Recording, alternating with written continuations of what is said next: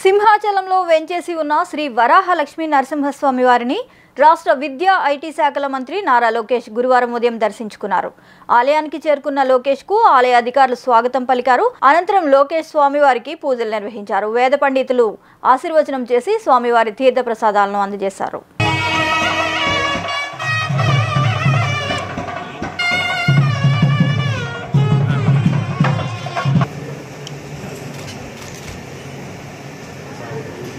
వరాహ నృసింహ ప్రభువుగా ఉన్నటువంటి రూపం ప్రపంచంలో ఇది ఒక్కటే సింహాచలం మాత్రం.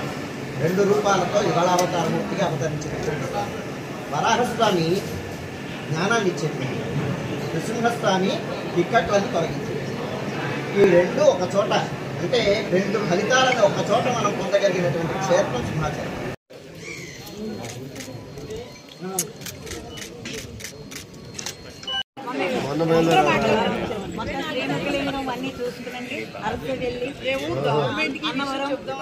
నిరంతర వార్తా శ్రవంతి కొరకు వీక్షిస్తూనే ఉండండి. మేము VST news. Please like, share and subscribe.